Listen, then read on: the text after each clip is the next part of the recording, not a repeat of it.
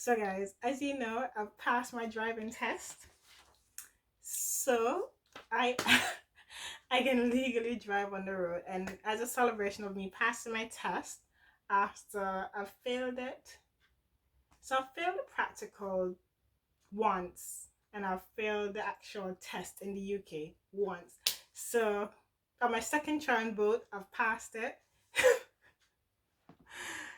So what I've done, I've bought a gift to celebrate that I've reached this milestone, even though I'm not gonna drive no time soon.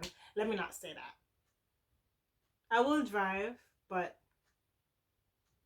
I don't know how soon, if it's gonna be this year or if I'm gonna start driving from next year. I don't know, because where I live is so central. It doesn't make sense for me to actually own a vehicle because I'm gonna be paying for tax, insurance, all these stuff, and like I work during the week, and then the only time I'm off is the weekend. By the time I get home, I'm not gonna really want to go out.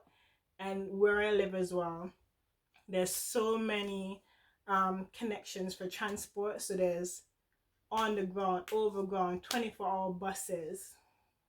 There's even rail as well. So yeah, I don't see myself getting a car right now, but I will be driving other people's car once they allow me to drive it. So I'm gonna do an unboxing of what I got myself from the Fendi and Versace collection, the FENDACE collection.